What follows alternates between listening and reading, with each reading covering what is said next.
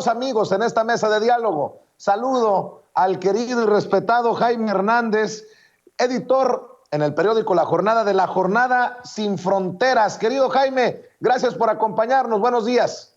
Un placer, querido Vicente. Buenos días. Gracias. Y también saludo al maestro, al escritor y máster en Derecho Comunitario Europeo, José Alfredo Gutiérrez Falcón. José Alfredo, un abrazo. Buenos días. Hola Vicente, encantadísimo de saludarte desde aquí, desde el estudio de Gutiérrez Falcón Media. Eso. Pues a ver, denme su opinión acerca de este madrazo, porque eso es un madrazo también político para tecnócratas, para neoliberales, para opositores, para todos los odiadores del gobierno del presidente Andrés Manuel López Obrador. Se compra esta parte de la refinería, querido Jaime, y ya es controlada por Pemex en Houston, Texas.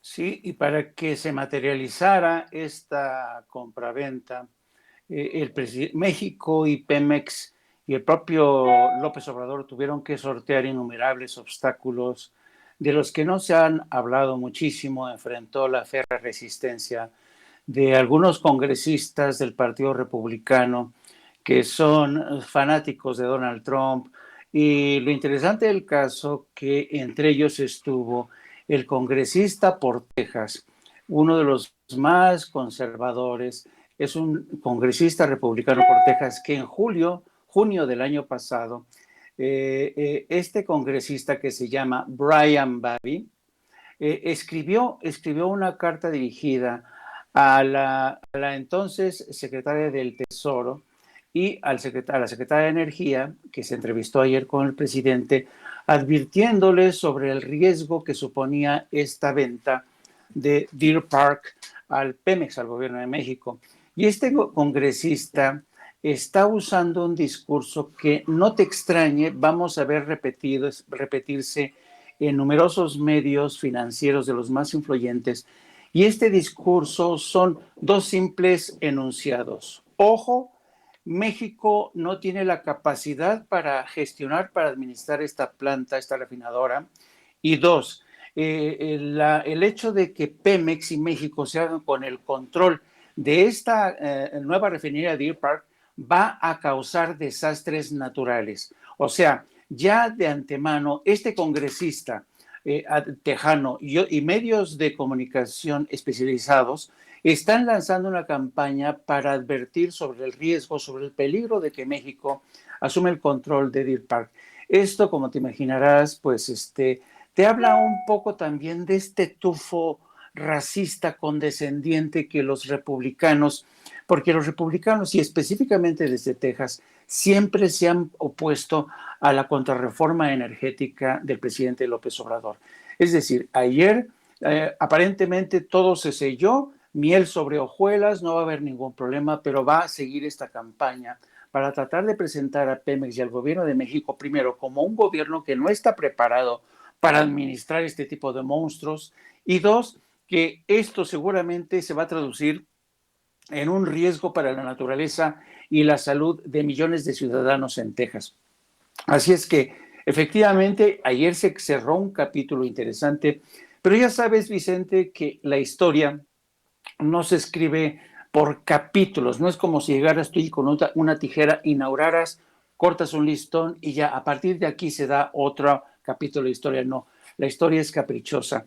Eso por un lado. Y por otro lado yo te quería comentar, fíjate que este compraventas culmina un proceso azaroso, pero también deja un hito interesante en la historia, porque hace apenas en el 2014, quien era el entonces subsecretario de Energía, Enrique Ochoa, viajó a Brasil para estudiar uno de los clústeres, como se llaman, una especie de hubs, donde Brasil desde 1997 permitió la privatización de amplios sectores de su industria petrolera. Bueno, entonces Enrique Ochoa, que entonces fungía como secretario de Energía, viaja a Brasil para interesarse por este modelo mixto de empresas privadas y empresas estatales en Brasil. Y desde entonces, Enrique Ochoa dice que este modelo de combinación mixta iba a ser el futuro. Y se refirió Enrique Ochoa al caso de Deer Park, ¿no? Diciendo, miren, ahí está el caso de Deer Park, que es privatizado y también tiene participación mexicana. Ese va a ser el futuro. ¿Quién iba a decir que 6 años, 7 años después, la historia, el futuro le iba a desmentir a ¿cómo se llama? A este funcionario, porque hoy esta empresa ya no es privada, no es un experimento mixto, es estatal del gobierno de México, y esto te demuestra cómo es caprichosa la historia. La historia no es lineal. Se ha demostrado en medio de la pandemia que muchos preveían que en el futuro la fórmula iba a ser mixta, que todo mundo, las grandes empresas privadas iban a controlar. Y este señor, Enrique Ochoa, estaba convencido. Enrique Ochoa, no se nos olvide, fue el gran defensor de la reforma energética de Enrique Peña Nieto.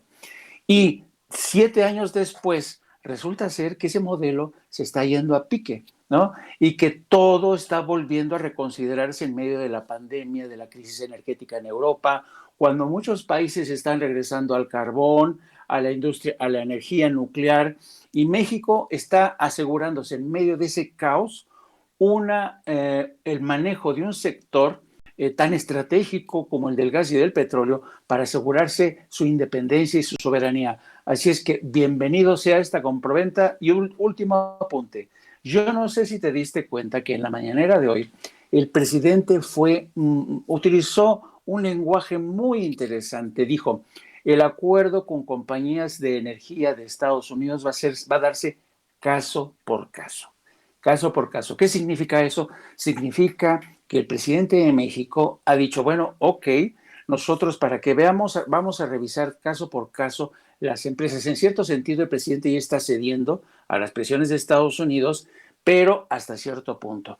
Vamos a revisar, estamos en la mejor disposición de revisar y disipar sus preocupaciones, pero se va a revisar caso por caso. Así es que yo creo que el presidente maniobró muy bien, insisto, el presidente es un jugador de ajedrez muy avesado, y entonces yo creo que para mí realmente supone la recuperación de este modelo de regulación por parte del Estado va a ser fundamental. El Estado, Vicente, en medio de esta crisis de la pandemia, ha vuelto a resurgir, porque era necesario que el Estado garantizara en todos los ámbitos, seguridad, salud, educación y energía, que hubiera un Estado capaz de regular lo que las empresas privadas han sido incapaces de controlar durante esa pandemia. Pues, mi